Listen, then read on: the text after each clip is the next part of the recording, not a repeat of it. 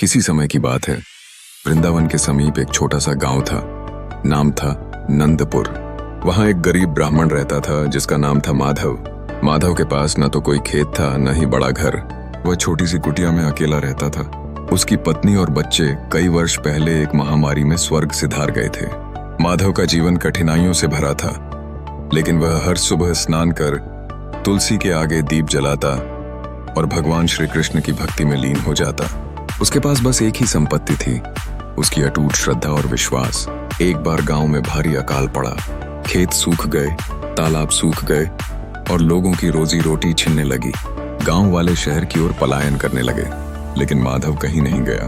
वह अपने कुटिया के सामने बैठा रोज श्री कृष्ण का भजन करता रहा। एक दिन गांव के मुखिया ने पूछा, माधव तू क्यों नहीं जाता? यहाँ तो अब कुछ बचा नहीं। माधव ने मुस्कुराकर कहा, जहां मेरा श्याम है वही मेरा धाम है। वो चाहे जहां ले जाए, मैं उसके भरोसे बैठा हूँ। मुखिया सिर हिलाकर चला गया।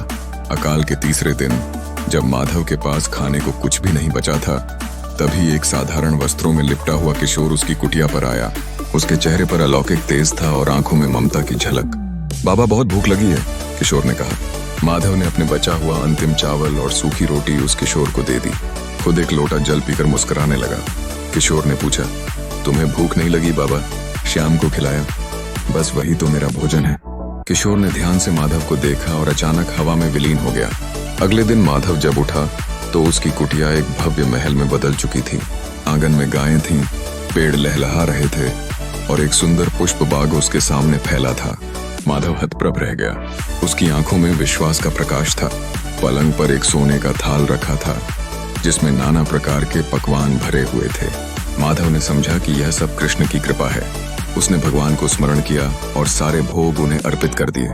गांव वालों ने माधव के परिवर्तन को देखा और सब चकित रह गए। वे उसकी कुटिया को महल में बदलते हुए देख यह सोच रहे थे कि यह संभव नहीं है। माधव ने उन्हें समझाया, यह सब मेरे श्री कृष्ण की कृपा है। जब हम अपने विश्वास को दृढ़ रखते हैं तो भगवान अपने भक्तों का हाथ थाम लेते हैं। धीरे धीरे गांव के लोग भी माधव की भक्ति और विश्वास को देखकर प्रेरित होने लगे। वे भी अपने दिल में कृष्ण भक्ति की ज्योति जलाने लगे। गांव में खुशियां लौटने लगीं और माधव ने सबकी मदद करना शुरू किया। समय के साथ माधव ने अपनी भक्ति से नंदपुर गांव में प्रेम और सद्भावना का वातावरण बना दिया। वह अक्सर गांव वालों को सिखाता, यदि तुम सब कृष्ण में विश्वास रखोगे तो असंभव कुछ भी नहीं है। उसके जीवन में सुख समृद्धि के साथ साथ प्रेम की बहार भी थी। माधव ने जाना कि भगवान सिर्फ भक्ति में नहीं बल्कि दूसरों के लिए भी प्रेम देने में है। इस प्रकार माधव ने अपनी जीवन यात्रा में सच्चे भक्त की पहचान बनाई और सभी के दिलों में श्री कृष्ण की महिमा फैलाई। उसकी कहानी उसी प्रकार जीवित रहती है जैसे भगवान श्री कृष्ण की लीला रहस्यमय, अनंत और सभी भक्तों के लिए प्रेरणा स्रोत। इस कहानी से हमें यह सीख मिलती है कि जब हम अपने विश्वास के साथ भगवान की शरण में जाते हैं तो वे हमारी हर कठिनाई को हरने के लिए हमेशा हमारे साथ होते हैं।